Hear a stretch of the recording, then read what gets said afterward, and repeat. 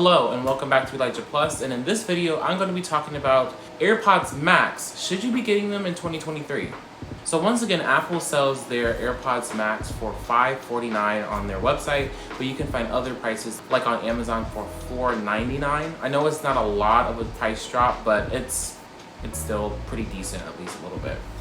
When it comes to AirPods Max, I really love the quality, the sound, the look. It looks premium, it feels premium, and I enjoy the sound quality that I get from AirPods Max. The thing is, it's been over 2 years now. Actually, yeah, it's been over 2.5 years now, and they haven't refreshed the AirPods Max yet. According to Mark Gurman, we are supposed to be getting the update for HomePod Mini, a newer version of AirPods, like an AirPods Lite that's supposed to be under or at $100, and then also a refresh of the AirPods Max with the H2 chip. Now, with this being said, should you guys still buy the first gen AirPods Max or wait another closer to September or a year later, going into more of 2024 to get the AirPods Max? Well, first, let me start off by saying the reason why I got the AirPods Max is really because I wanted to test out the premium, over-ear headphones that Apple was giving out.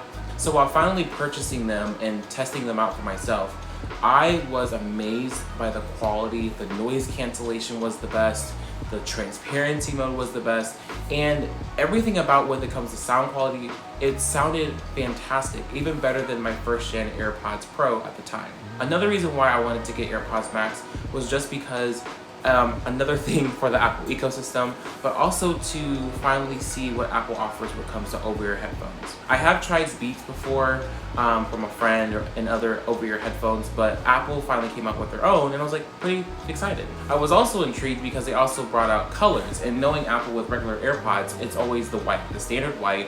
So with AirPods Max, you get space gray, you get the green, you get the silver, the blue, and the pink.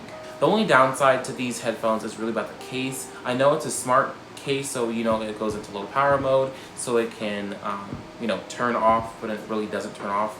But it's not the greatest case because it doesn't really protect the band. It doesn't really protect the opening part where these are here. It doesn't protect the buttons. So other people have went to Amazon and went ahead and get an over-encompassing case for the AirPods Max so they can definitely stay protected. But then again, I've never had any problem with it getting scratches or dents. I've been really careful with these, honestly. I mean, there are a couple times where you may clang them together by accident while you're, taking out the case. But other than that, they've been fine and they've held up really well.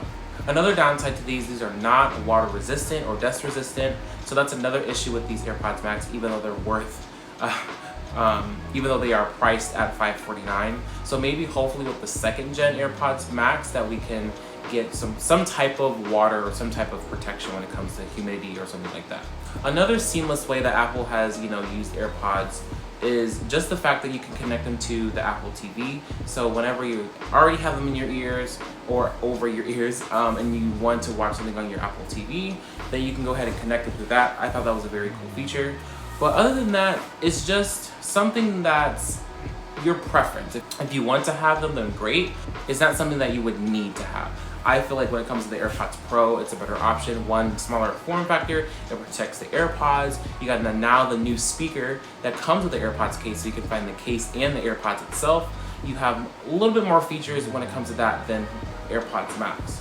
But I did appreciate on the AirPods Max that it has a digital crown when it adjusts the volume and the tap to pause to play, answer calls, end calls. I thought that was a very wonderful key feature about AirPods Max that they decided to do, rather than the touch gestures on the sides of the AirPods. Now, I've heard that they're supposed to be getting rid of all the buttons and do more touch gestures, but honestly, I feel like for what Apple does, the buttons work.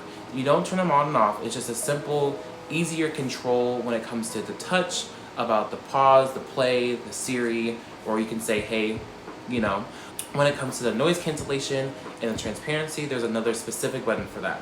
But other than that, I don't need to be just, touching and figuring out how to make sure I'm turning up all the way. It's a simple button just to turn back and forth or push down the pause and play.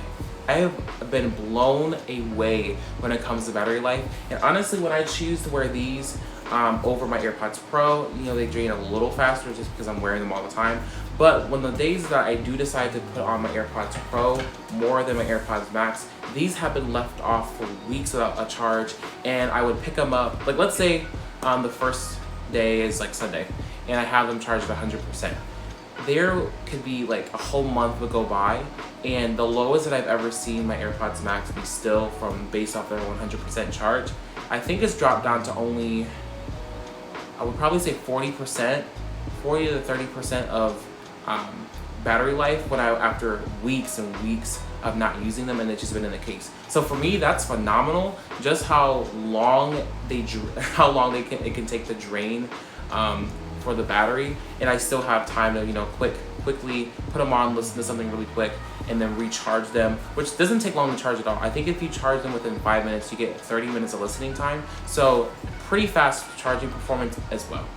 So like I said, guys, this is more of a luxury quote unquote decision if you want to get them yourself. I personally think if you want to get them now, you should. But if you want to wait a little longer until 2024 for the refreshed AirPods Max, potentially with new colors, then go for that as well. But like I said before, they are a pretty penny. They are $5.49 once again. And so I will probably go through Amazon and get the color options, whatever you want, and pay $4.99 instead of paying $5.49. There's also been a slight rumor about a cheaper version of AirPods Max, so I guess a plastic version, but I don't see Apple doing that, honestly, just because AirPods Max is already great as it is. So how would they, I guess, make it cheaper? I guess they put all the same, well, they put all the same sound quality and stuff that's in the AirPods Max currently, but in a plastic form. I guess that would undermine AirPods Max, so I don't think they would do that anytime soon. But like I said before, if you want to go ahead and just get the AirPods Max now, you can go ahead and resell them probably after when the new ones come out for probably $300. It'd still be a pretty decent price for the first gen, and when the second gen comes out, maybe they'll be $549 still, or hopefully at least $100 off for $449. I think that would be a perfect price for what they offer. But let me know in the comments below what you guys think. Are you gonna get a pair? Are you not gonna get a pair? I hope you guys enjoyed this video. Thank you so much for tuning into Elijah Plus, and make sure to subscribe, hit the like, hit the notification bell, and I'll see you in another video.